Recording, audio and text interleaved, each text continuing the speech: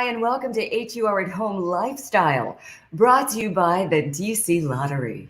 I'm your host, Angela Stribling. What a special night we have planned for you. We have our own special tribute to Howard University's own Chadwick Boseman. And it's very special. I mean, we lost such a great one. And you know, he was a proud Howard University graduate. And I want to get us started by reading just some excerpts from a letter from the office of the president of Howard University.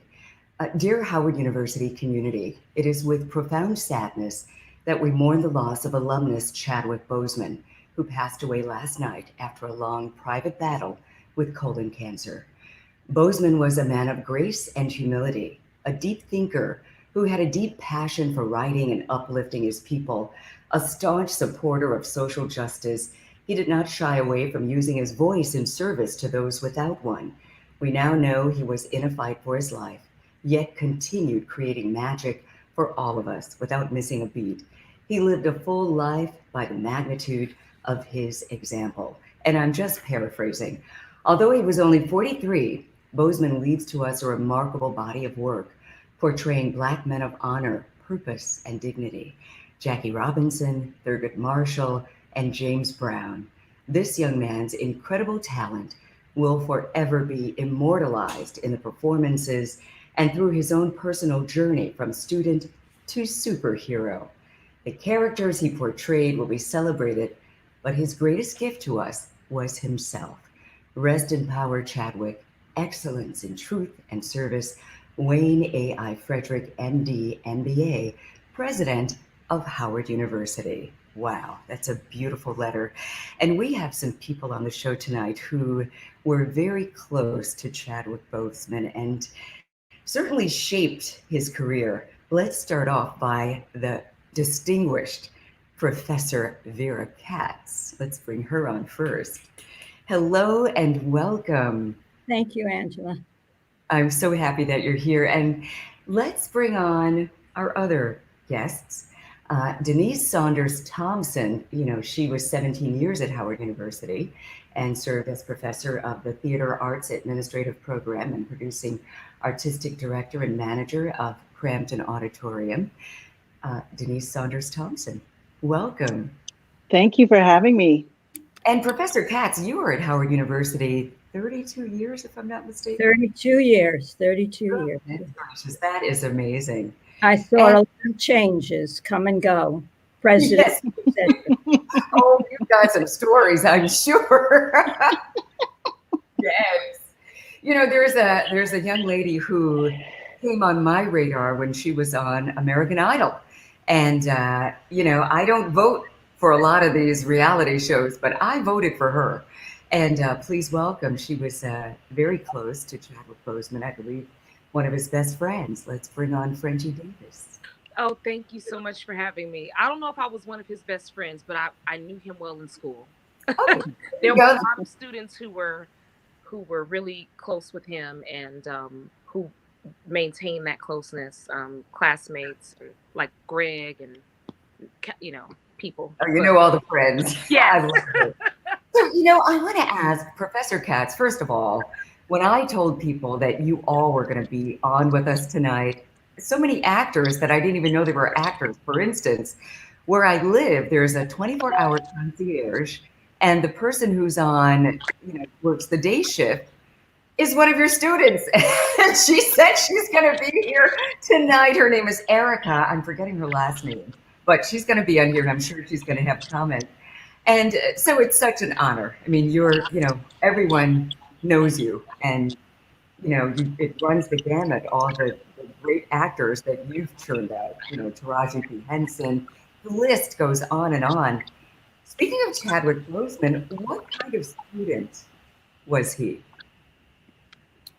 Well, he came to Howard Black and proud already. He was already grounded in his history. He had a strong sense of self, a strong sense of purpose, terrific vocabulary, very well read. So already he was an unusual student from the get-go.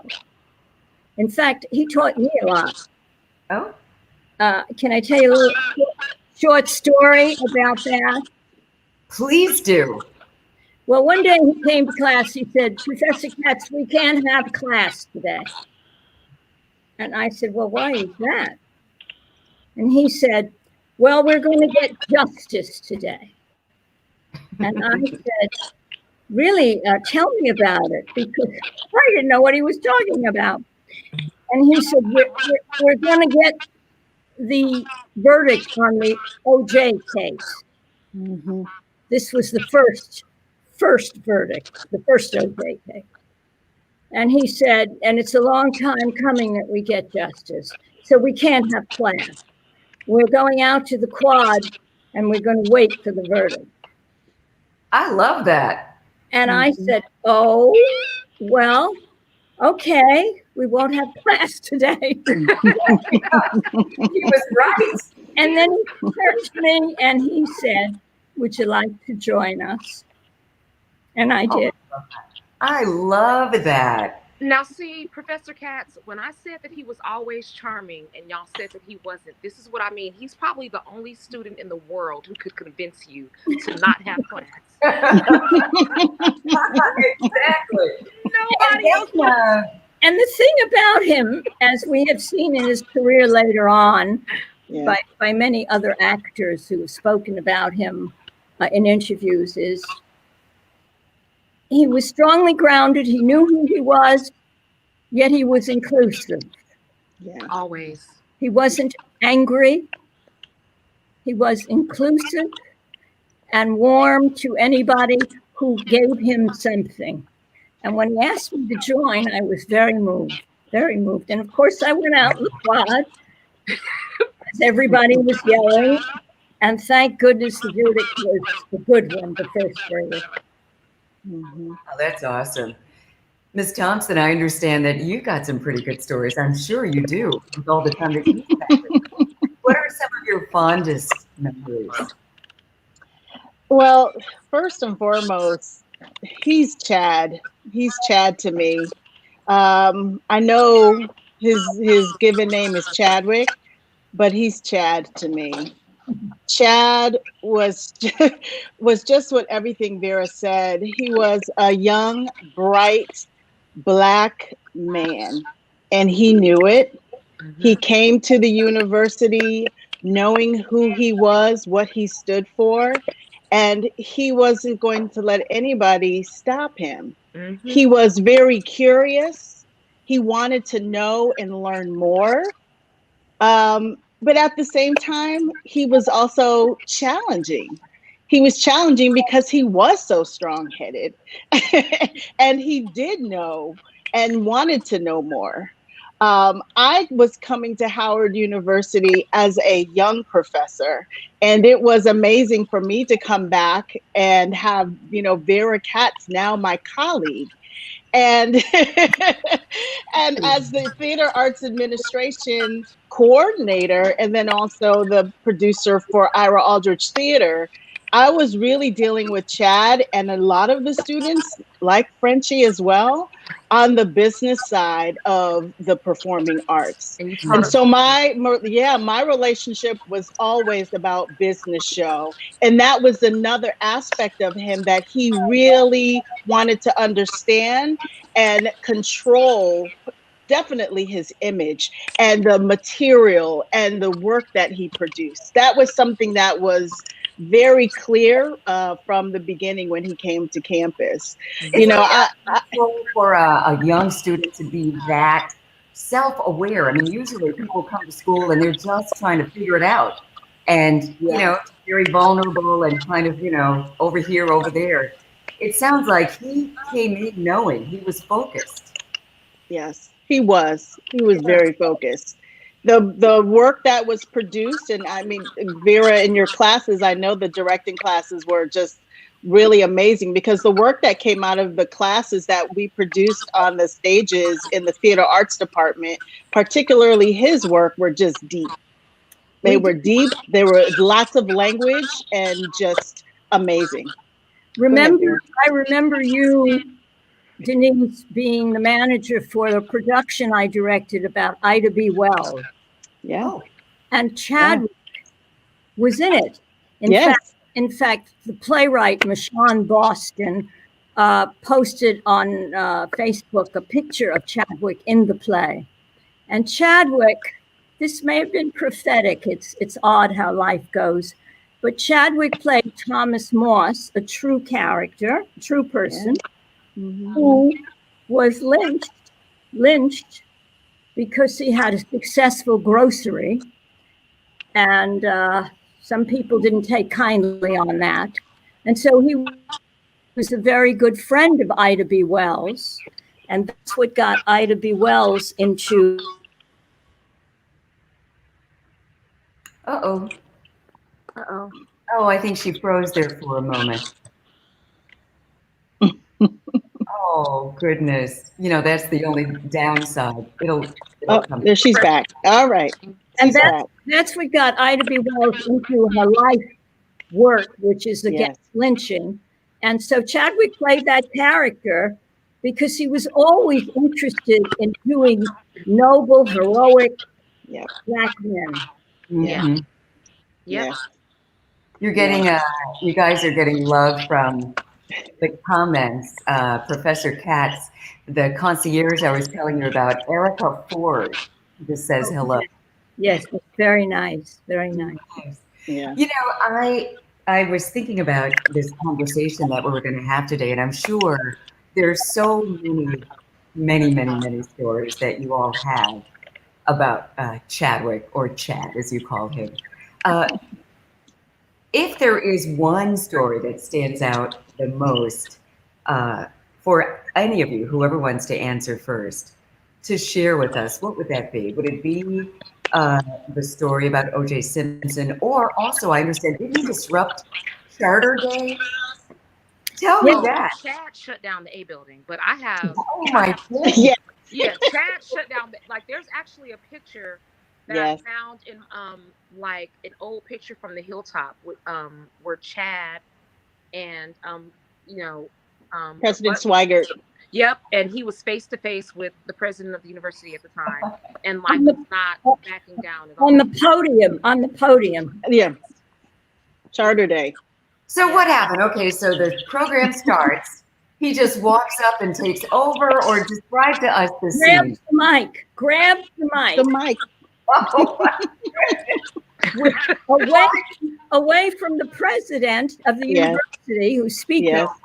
Yes. We are in the large auditorium and Crampton, and behind him are three more of my directing students. And all I could worry about is that they wouldn't graduate him. I kept thinking, now he's not going to graduate. Now he's not.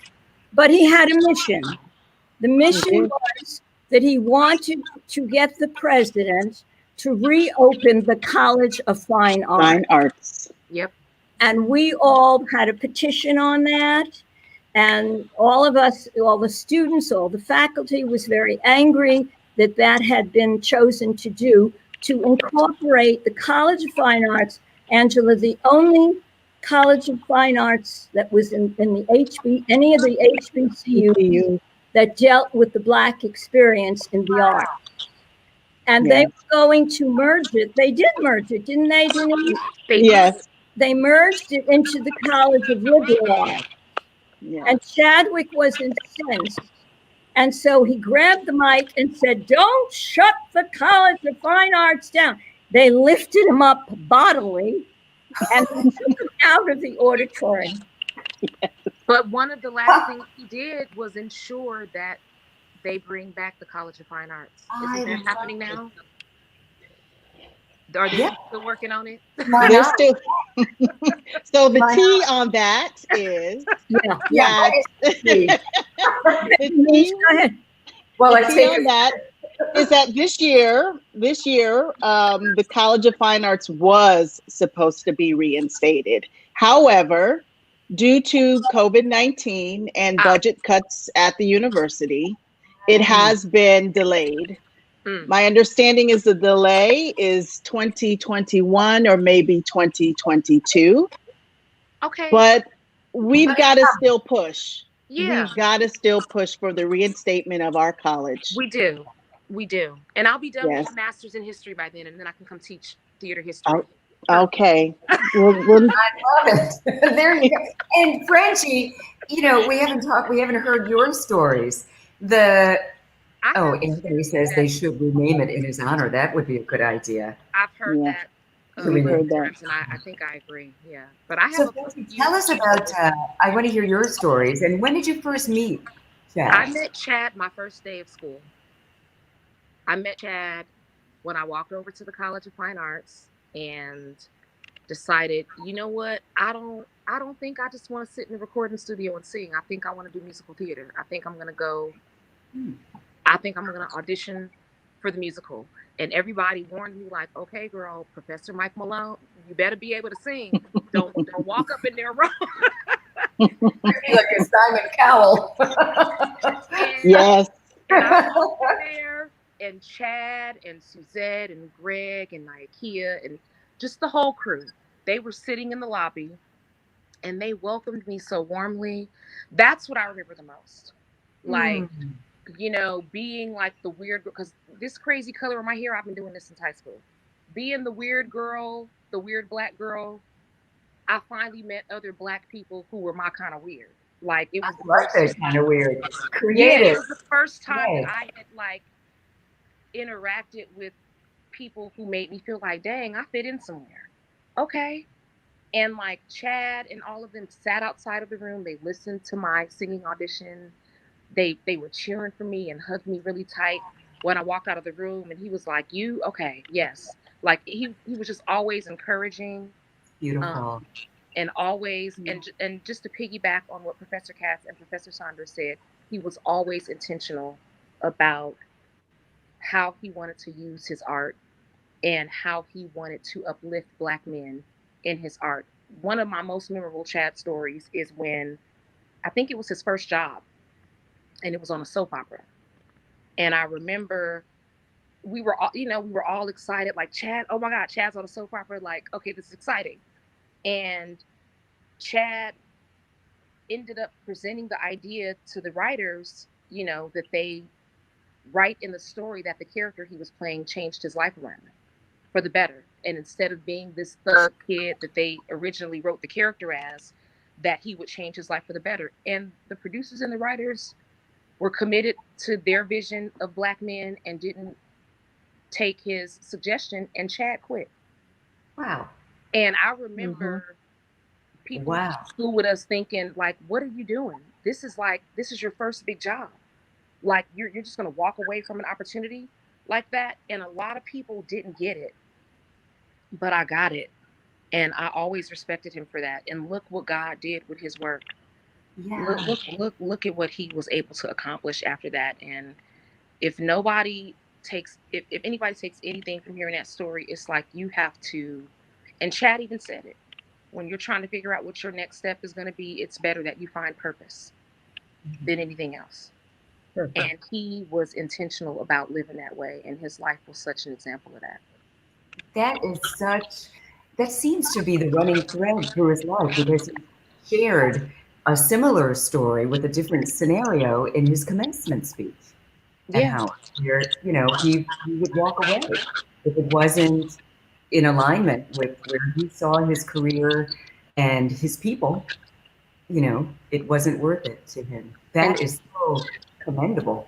Yeah. And then, I think of that often, when I have to make tough decisions, and, I'm always inspired by that. And it's really a reminder that you have to know for yourself what your purpose is, and don't let nobody or nothing else, talk you out of it or convince you that it's okay to veer off that path, because you don't know what kind of amazingness is waiting for you.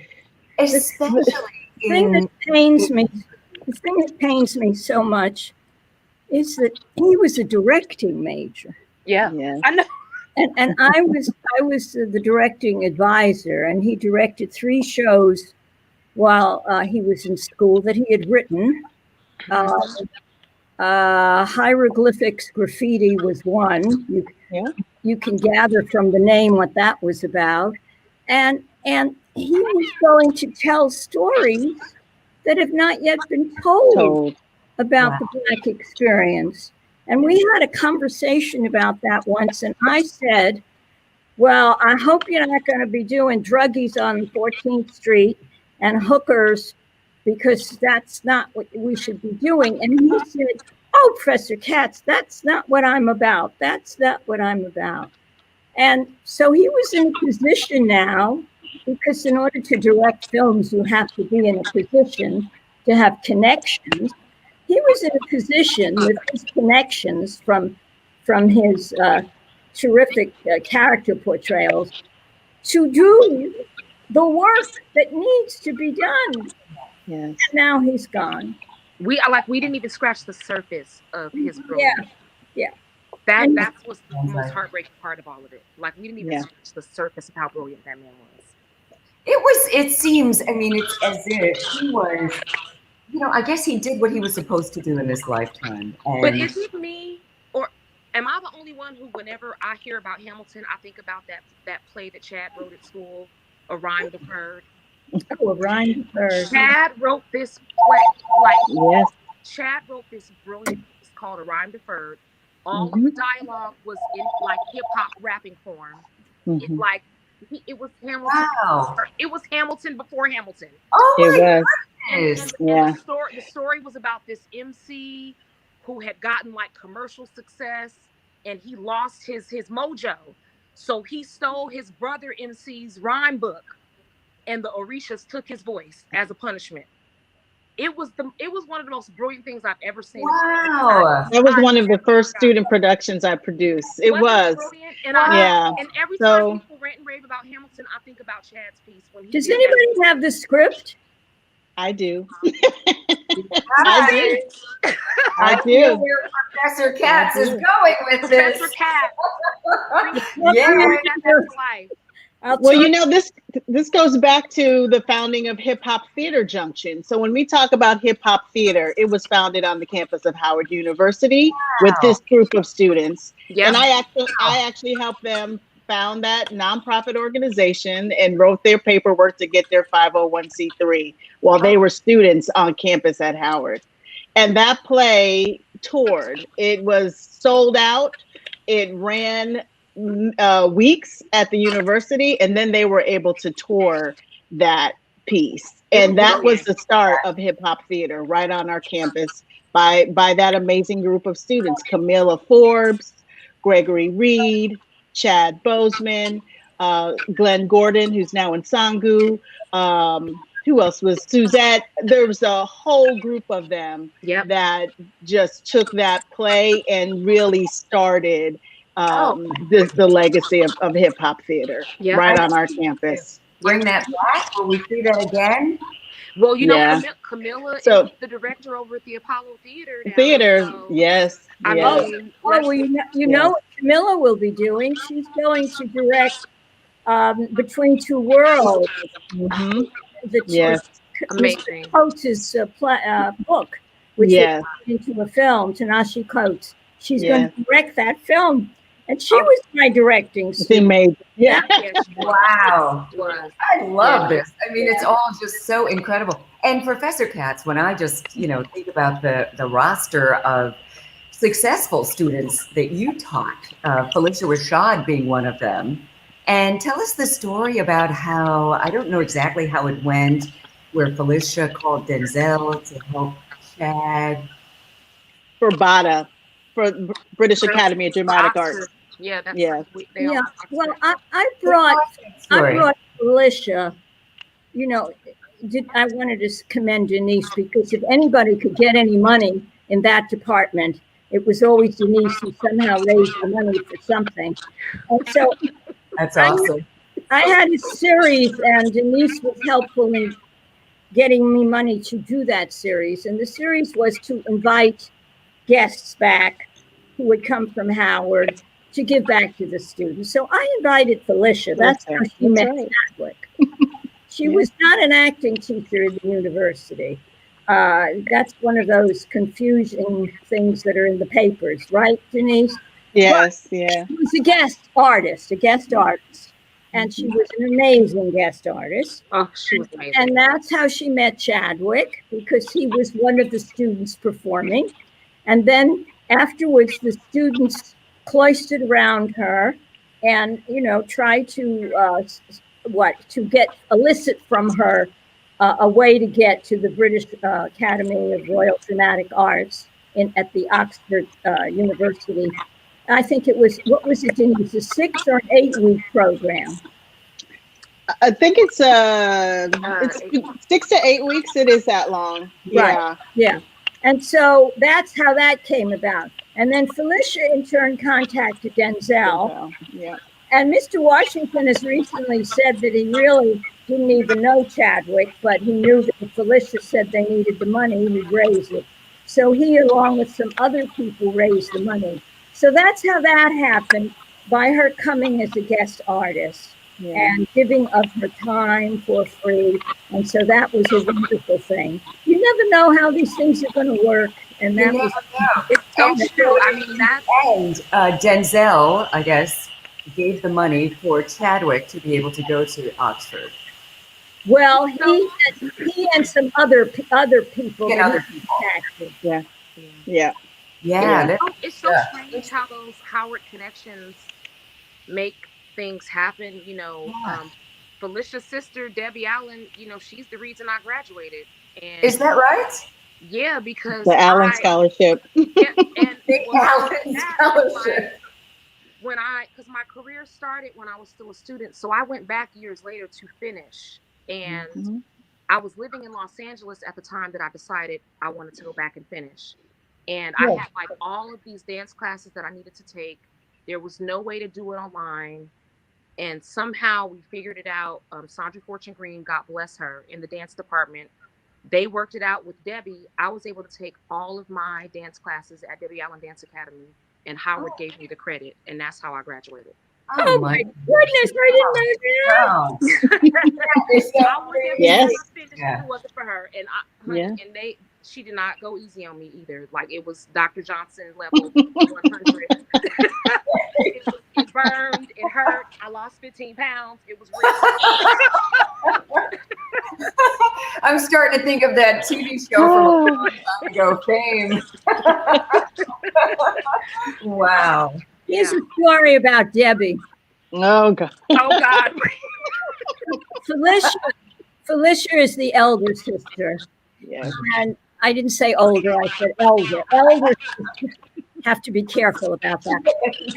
So Felicia drags in little Debbie to me and says, well, I'm leaving, but this is my sister, and I want you to look out for her.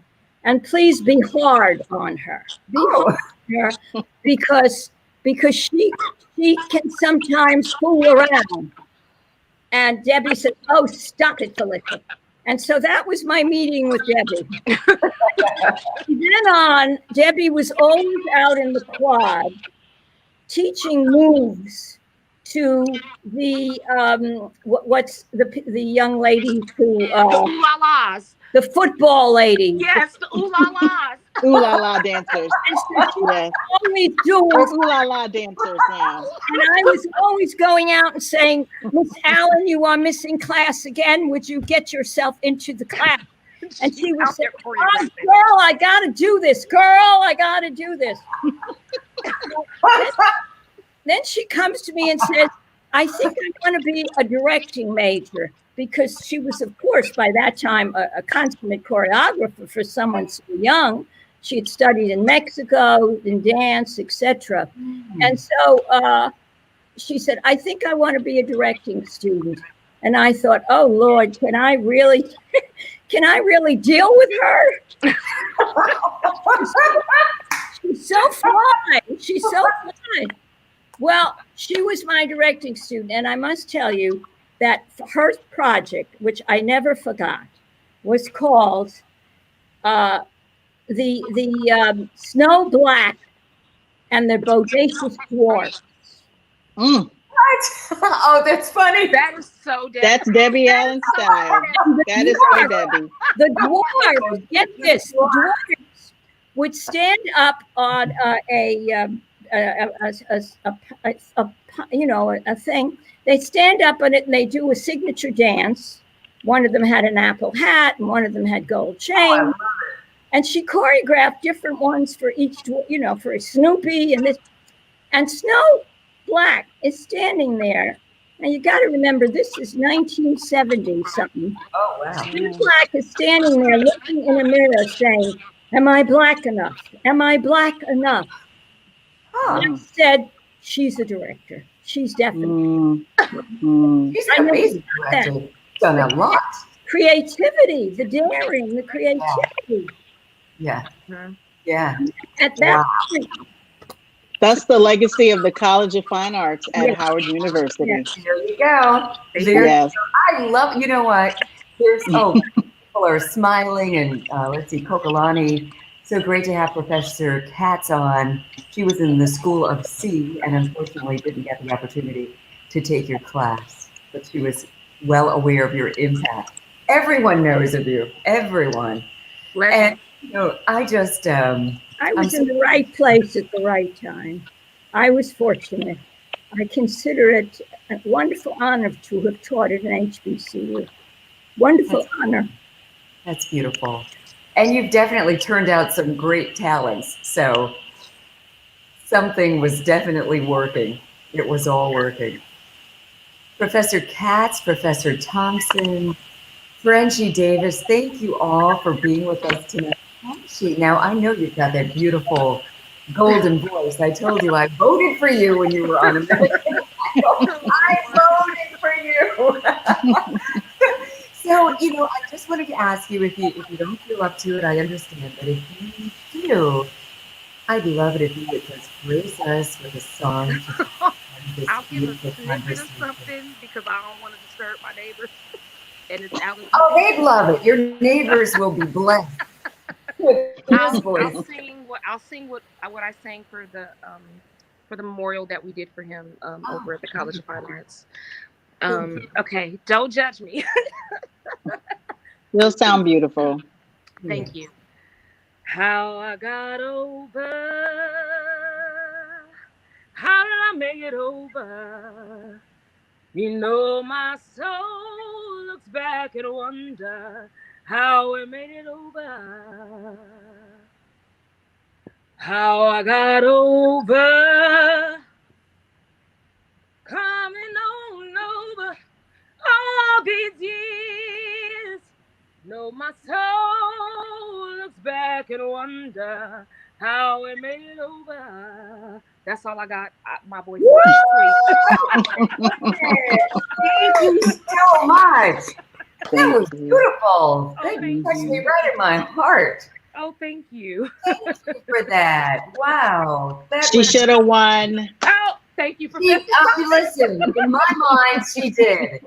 She's the winner. Absolutely. I got a degree from Howard. I have to plug my book before we leave. I have a book coming out. Yes. It's been coming out since March, and you know what happened in March. Right.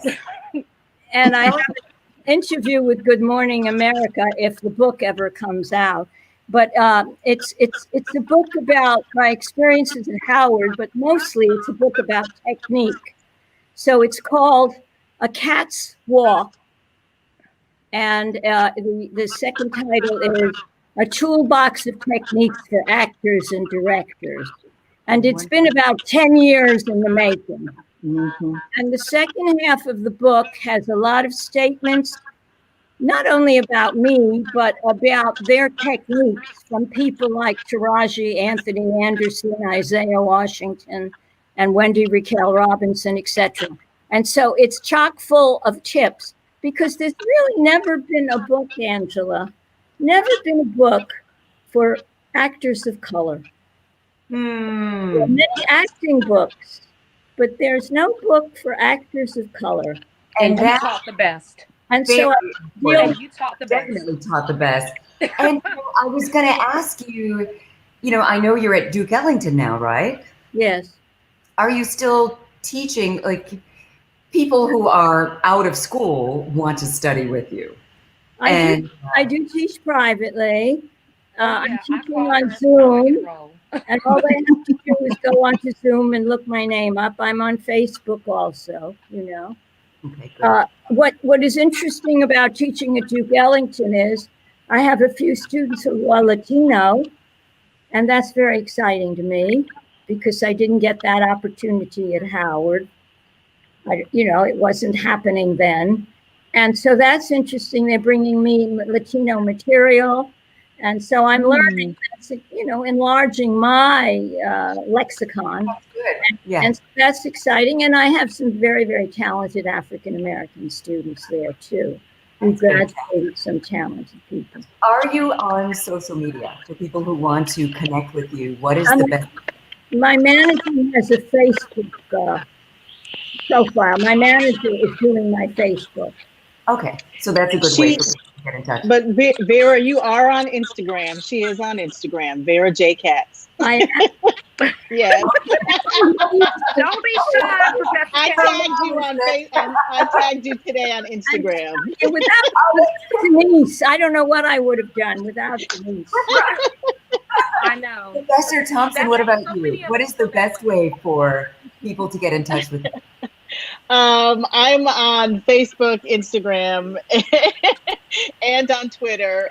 It's Denise.iabd, because the other side of me is that I run a nonprofit, the International Association of Blacks in Dance.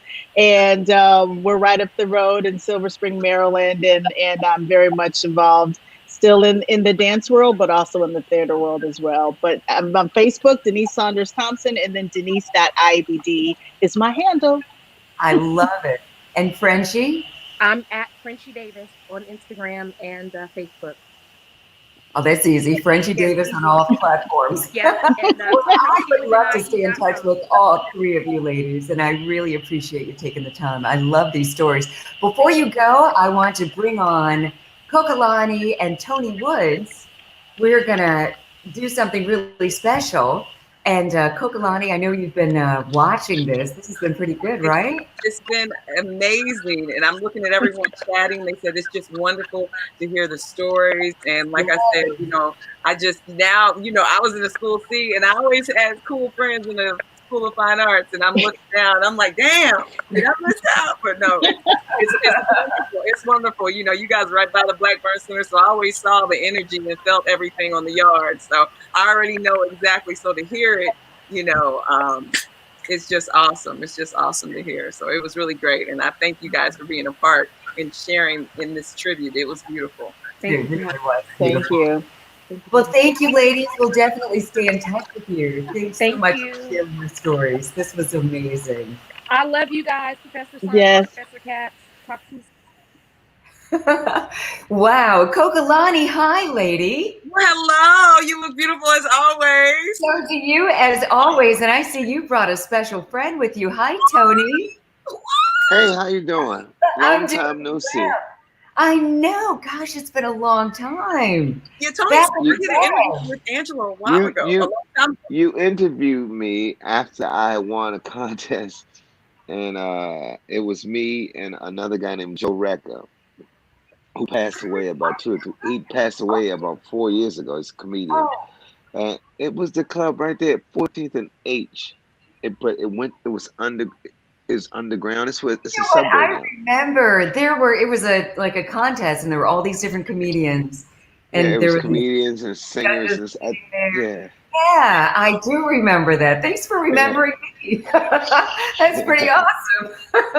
Well, you know what? I know Coka-Lani has this new feature. It's so exciting. Coka-Lani's Comedy Corner. And I'm going to let you two take it away. So I'll be back. I'll let you two do what you do. Okay. Well, thank you, Angela. And thank you for sitting this platform, because this is wonderful. And I just want to thank you again for allowing me to be a part of this. Again, everybody, I just want you to give love to the wonderful, you know, DC Ray's comedian legend, Tony Woods. Now, first off, I want to say, before we even get started into everything, I want to let everybody know that you are a loyal listener of WHUR. I mean, you go back. When I joined the family last year, you gave me history, and you let me know what's going on in the radio station all the time. So HUR is your station and has been for years, right? That's the only station I have on my radio. You better say it. I You have, better I have say no it. other numbers on my. It's just 96.3. That's what I'm talking. That's what I'm talking about. So you've been a part of not only WHUR, but just a part of the DC comedy scene. I mean, DC was the incubator for so many comedians for so long, and you were like a part of the original Def Comedy Jam with Russell Simmons, your Comedy Central. Everybody knows. And one of the things that I can say about you is that not only do people love you as just being a comedian and your style, but you are comedians' favorite comedian. A lot of comedians have learned from you. They've picked up so much, and you've just been in the game for so long. So tell everybody, about, and then, not only that, there are a lot of comedians, like I said, who not only follow you, look up to you, but also your fan base is all around the world. I mean, from UK, Europe, Australia, because you're not just USA based, you're all around. Yeah. So let's talk about that. Go ahead. I have dominions all over, like King's Dominion. What are you doing? Are you fixing something to eat? What are you doing over there? No, listen, because y'all were talking, and big up to Chadwick, man, because I'm gonna tell you something with him, because I mean, I guess I'm kind of guilty. I never said anything bad about him. Okay. But I was like, come on, man. How my man gonna play everybody in Black History? Because he was Jackie Robinson. Right. Then he was James Brown. That's right. But I'm gonna tell you something. He did a good job. Right. We did a good job on all of them. But James Brown. Now I was in Augusta, Georgia one time. Have you ever been there before? I've been to Georgia, but not Augusta. That's where James Brown is from, and it's weird because Black people, when you get there, they say first time in Augusta. I'm like, yeah. They say home of the Masters. I'm like, don't say that, right? Because I wasn't thinking golf when y'all say that. Right. Home of the Masters, and then you go downtown, and they got a statue of James Brown, a life size statue of James Brown. Wow. No, you don't get it. There's a life-size statue of James Brown. Yeah, and how tall was James Brown? I'm just trying to think. Exactly. It's a little statue. I took a picture on his statue with my arm around, with my hand on his head. And like his statue's so short, don't no pictures doo-doo on it. It ain't no bird doo-doo on it because it's too little. It's like, and I was thinking that's kind of disrespectful, man who made such an impact in music. But then, of course, I met people because I was there for a week. Me and Chris Thomas, we were there for a week doing a comedy show. And you just meet people. And you meet people who actually knew him. You know what I'm saying? It's like people know the music, like, ow, Black Crowd, all of that. Right. And some other people who knew him. Right. And they said, that's the right size for the statue. Right, okay. And with Chad, in the movie, when he played him, he was awesome. He ripped the stage, but the other stuff, he's like, come on, James. You know what I'm saying? Come on, James. And Chad did that. He showed you, okay, he was all right on stage. He did his thing, but some of the stuff he did off stage, like I ain't gonna mention R. Kelly if we don't mention him right now, but I'm just saying, ain't nothing wrong. Right. Yeah, it is. A lot of stuff is wrong with some of the stuff you do, homie. And I don't want to talk about all of the prison stuff he's getting in trouble with now. Right. I mean, but it's prison. Stuff happens. It's bad people there. I don't know if you know it or not. Right. Bad people there. Yeah. So, but I did like what's it called? Black Panther. Well, I mean that's his main thing. But I'm gonna tell you something. Tell me. I've always said that I was, people say from Black Panther. No, man, from Krypton. Okay. Yeah, and because they got Clark Kent like a white dude. No, man, because on re-entry onto planet Earth, and the way he could be white, he'd burned up. Right, that's true. Yep. So boom, he probably landed in Wakanda, and they just said, "Well, we're gonna call it Kansas." Bam. Okay, I got you. Okay, see, I love how you bringing it all together. I love how you bring. Because if not, people go, "What is wrong with that dude? He crazy." No, but that's the thing about you. You have your own. Let's see. You know what? I ain't even gonna. What are you eating? A sandwich? You eating a sandwich right now, Tony? For real? No, listen. I was eating it when y'all was talking. You gonna wait? No, it's a navel. It was about to spill. It's a navel orange, one of the big Okay, juicy okay, from. okay. All right. Because Costco got the big oranges. Their That's right. orange is the size of grapefruit. Right. And, Okay. you know, So my bad. no problem. I appreciate it. I know you gotta get your nutrition and everything like that. So for Because people, you know what I did today? I rode my bike in the rain. that's right. So we're gonna talk about that. So that's one of the things. Not only you doing the comedy and you got your own podcast and show called The First Episode Again, but you also have the Lonely Bike Club where you go on. It's the lonely ass bike club. I got a shirt on right now. Okay. These shirts. Okay. Lonely ass bike club. CLAB. Because when I'm riding and I'm thinking I'm grinding stuff up, so I'm in lab. Okay. Friend of mine, Radical Art. He wanted me to say that. Radical Art. He makes these shirts. You can get them on. Yeah, he got a whole bunch of shirts. Anyway, Okay. That was his commercial. I can see that. I'm like, what the hell? Okay. Yeah. So you ride the bike and you go live. So that's one of the things you got people from all over the world who tune in when you're riding a bike by yourself. All over the world. But today, because my birthday was Thursday. That's right. It was the 3rd of September. But check it out. What? So you know how sometimes you're feeling old. And I guess I was feeling old. Okay. And I said, I wanted to ride my bike today, but it's raining. But I was like, because when I was a bike messenger, I rode in the rain and the snow, everything. Right. So I said, shoot, I'm going to ride this bike in the rain. And now you hear me, right? Right. I'm sick as a dog. I appreciate you still joining us, even though you caught something out there riding around. No, so but I'm eating oranges now, so I'm good. Okay, I love that. I love that you eat oranges, putting the vitamin C in during the HUR at home. So let's go back a little bit for people who are already familiar with you. Like I said, I know you were on my show. Can people see this or they just listening? No, they're watching too, so they're looking at you. They're looking at you. Can you see me? Yes, they're looking at you chewing. So my bad.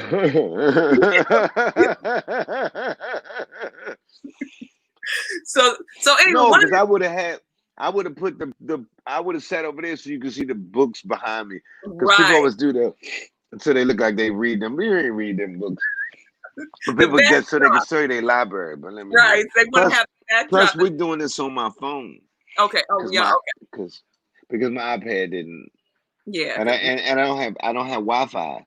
Okay. Because I had beef with Comcast. You had a beef with Comcast. What it had something to do with the bill? Yeah. Okay. They want money, even if the cable don't work right. Okay. The cable wasn't working right, so and they say, well, you ain't getting no more cable. Okay, you ain't getting no more money. So then I heard somebody say something, and I said, your mother. So then they were like, you know what, it's done. It's done. Yeah. So everybody who is joining in now from all around the world right now that we've got, because you got fans all over UK, Australia, Europe, DC, and you have one of the things that when I last year when we were at the Mark Twain Prize for Dave, for Mark Twain Prize for Dave Chapelle while he was on stage. You was at the what? The Mark Twain Prize. For Dave at the Community Center. Tark Main? Is it Tark Main? The Mark Twain Prize. Yeah, the Mark Twain. I just want to say, like I said, before all of this, everybody already knew of your style and everything. And when Dave was on stage, he took a moment out. I mean, everybody's doing, everybody's there, all the singers, everybody. He took a moment out to personally. He called you his Dizzy Gillespie. If he was Miles Davis, he said, you are my Dizzy Gillespie. You were the first one who he saw who did it right. And I remember you were telling me that you've known Dave before he was even doing anything, because you used to take him to the comedy clubs with you, he would come to the comedy club. His mom would bring him and his buddy Masavia Greer. He lives in New York now. But and she bring him in, and you have to do. It's like a lottery to pick the number and everything. And so so for me coming to the club, and then at the time my wife, and we were all we were like sit. We were like a little community. Uh-huh. So boom, sometimes my ex-wife didn't come, and I'll be there, and yeah, I'll be there, and she talked to me. We just be kicking it, and then she say, you know what? I got to get up early in the morning. Would you mind taking David home? I'm like, I don't mind. I remember the first time I took that joker home. And we went this way and that way and this way and that way. We get there, I'm like, dude, we could have been here. He said, cause I usually catch the bus here. Oh, so he was taking you the bus route. It was Take the bus route. Yeah, but it became cool. So cause you hear comedians now and they say, oh yeah, Tony Woods went to his house and picked him up, took him in, took him in. And I'm gonna tell you something else. This is for all the other comedians who might be listening. I hear these jokers tell lies sometimes about Dave. Oh, they just be sitting up just chopping it up. So this is for them. Okay. And most of them are DC comedians. Okay. And they'll go, man, I remember the first time I saw him. And I saw him and I said, that dude, something. He was doing this and he was doing that. He was doing this, he was doing that. But they're not even talking about at the comedy club, because that's what Dave came to, the comedy club. Remember, he was 14. Right. They be talking about comedy nights, nightclubs and stuff like that. And they be telling me the story. And you were there. That was me. Yeah, it was me they was talking about. They said, I remember the first time I saw him, he did a bit about this and about this and about that. And I'm like, that was me. So you telling, they're repeating your stories. Yes, but they done changed it, and they say, and they'll say it's Dave. Like I heard a guy one night say he saw Dave at the Oak Tree. Oak Tree was a club out in Oxon Hill, I think. Uh-huh. It was like a Tuesday or Wednesday night comedy show. Right. He said, yeah, I remember when Dave Chapelle mother brought him in there, and I first saw him on stage, and I said, that joker fun. I'm like, you're lying. You are lying out your, but because it was me. Right. It was me. Right. They talking about when they first saw me. But they're looking at you on stage because you were Dave's Dizzy Gillespie. They're thinking I saw. But now I'm gonna tell you, it's all kind of blended together. Right. So they don't know who they seen where. They don't know what. But I hear these guys tell stories about how they saw him at this club and that club and this club. I'm like, those are nightclubs. They couldn't get in them clubs. That was you they saw on stage, right? That was me. And especially when they tell me the bit that I did. Right. Like this guy said, man, I remember one time Dave Chapelle came on stage and he said, man, right. I know what y'all thinking. I can really that used to be a joke. I said, y'all looking at me, you can tell I can really, F. Right. You know what I'm saying? Right. Yeah, I was a lot more virile back then. But anyway, so it was so a lot of funny. people. Right, go ahead.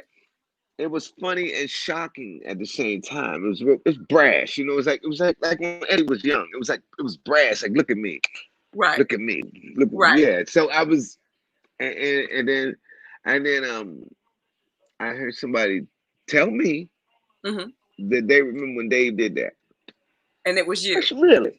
And that's the thing. People who know you and see you, if all they knew was Dave Chapelle, and they see you, they'd be like, "Wow, you kind of remind me of Dave Chapelle." When they don't realize that he's the one who you were his kind of muse.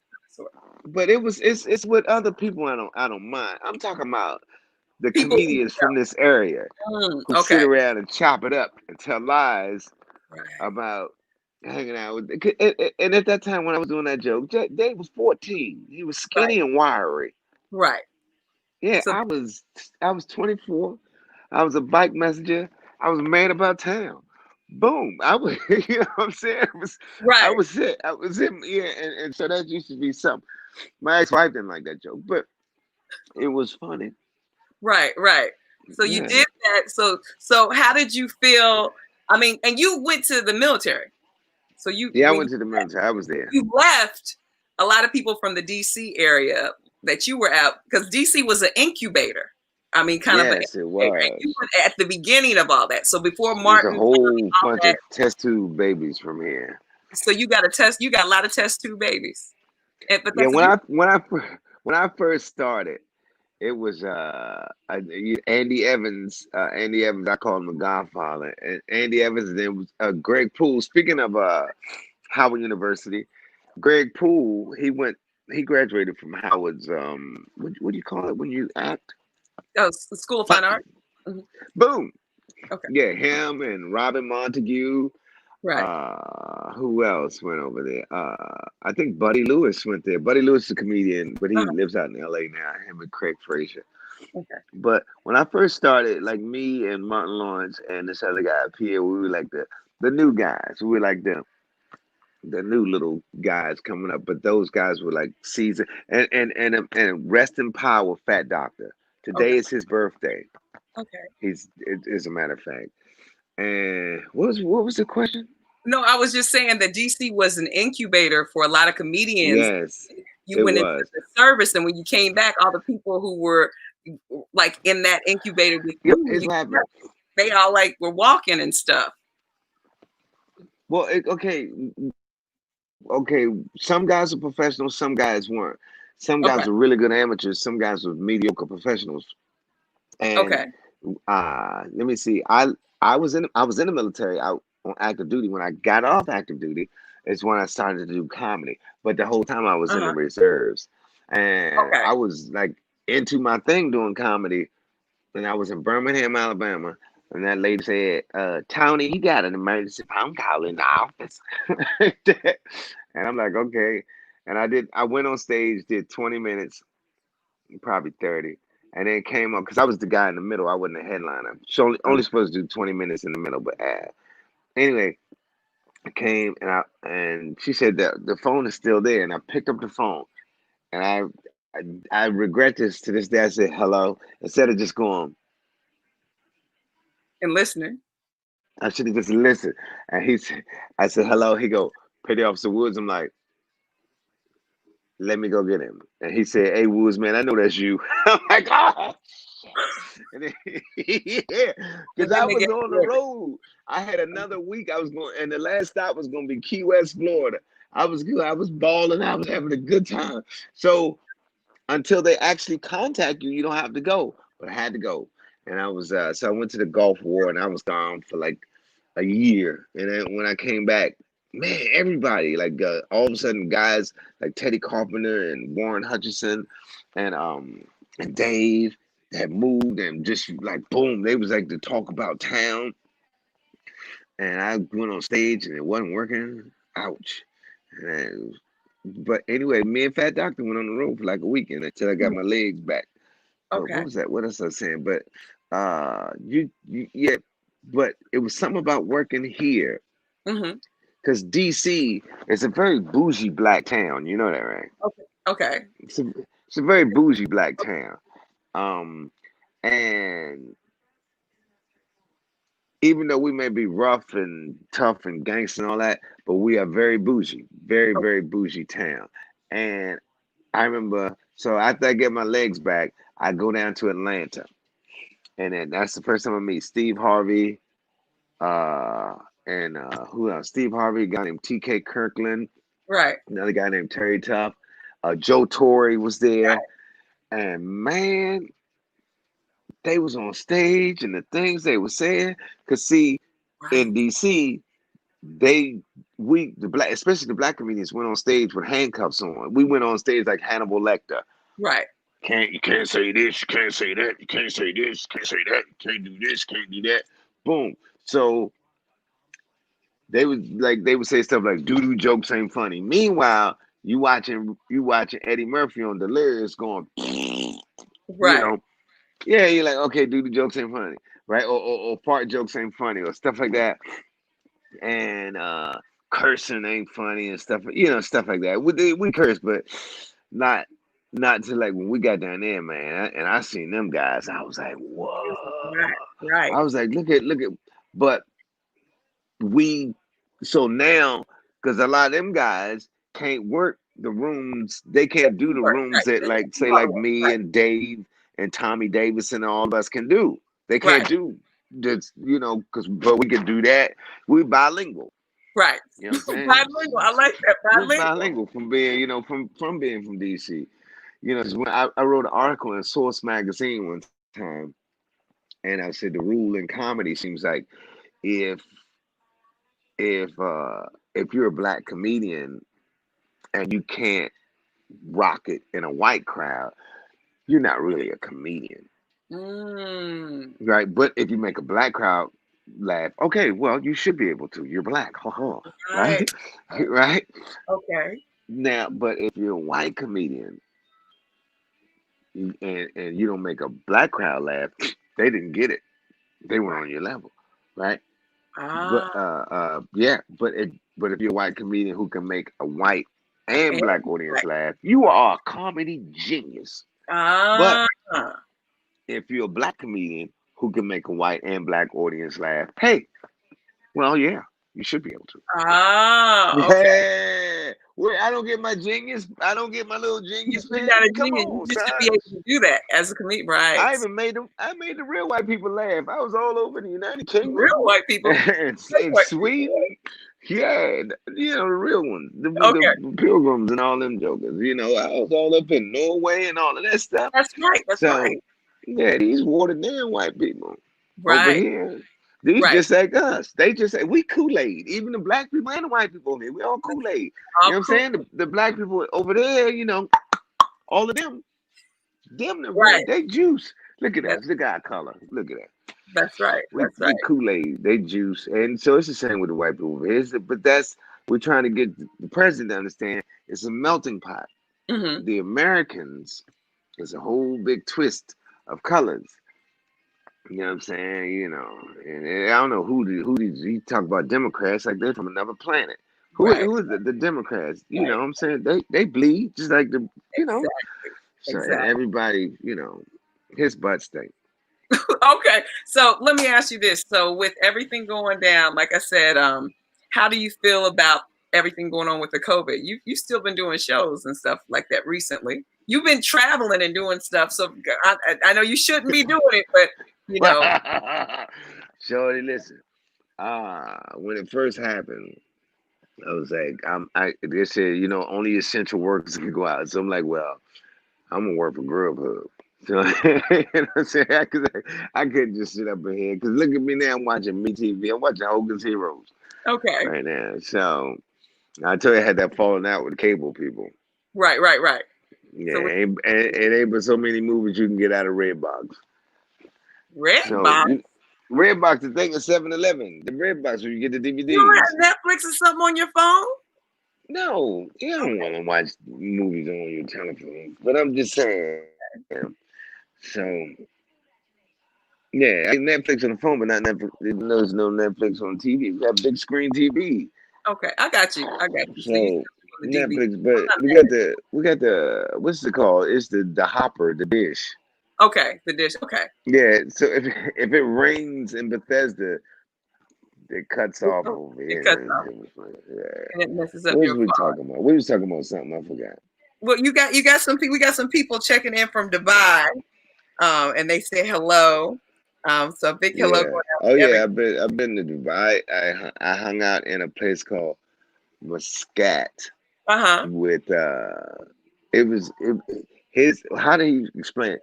His grandmother is one of the wives, like the sheikh. Don't say sheik. Always say sheikh. One of the wives. Whoever this sheikh was, his grandmother was one of the five. So he was like boom in the top family. And he had my man. He came to the show. He had an Aston Martin, and at the time he said was 500,000 euros, which was at that time $1 million. And he let me drive it. The car weighs you, measures you, adjusts the mirrors, adjusts the steering wheel. It's automatic or it's a stick shift, but it's not a stick shift. It's paddles on the steering wheel. And then we drove through the desert, and you don't need lights because it's like a video game. The front windshield becomes a thing. And so like even if you like a touchscreen. So even if you do run off the road, the car will not let you. It won't allow you to run off the road. You can fly through there. That car was so dope. I remember when I got in there. I remember I looked over at him and said, "That's a nice car." Man, like you know, it's like, dude, this car is dope. But $1 million.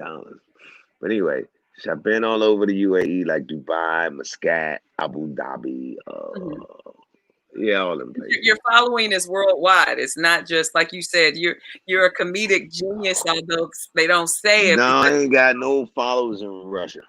No Russia, but you got Europe, you got the UK, Australia, you got the US, and you got everything. So how do you feel being labeled the legend, the one that I don't like it.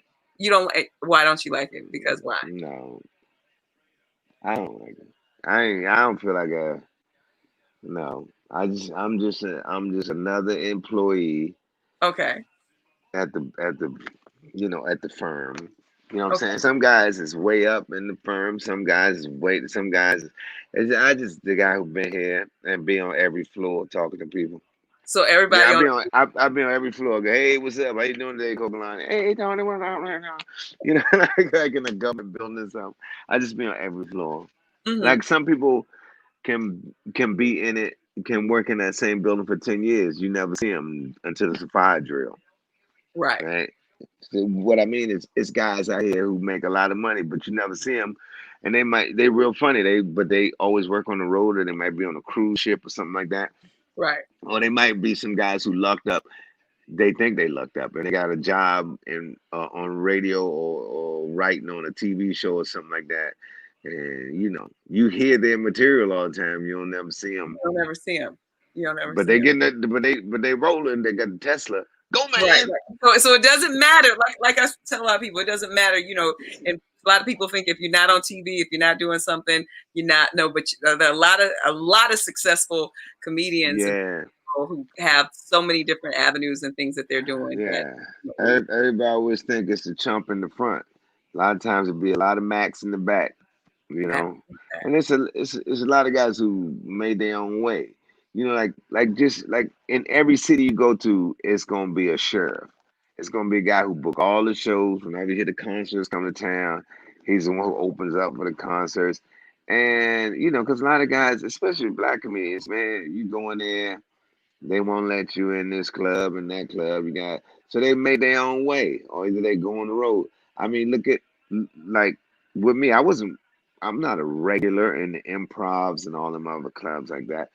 But in 1993, me and Dave and this guy named Ian Edwards, who's on the Joe Rogan podcast with him, and Renee Hicks, I think, Renee Hicks, and who else was with us? I don't know, but we went to Edinburgh, Scotland.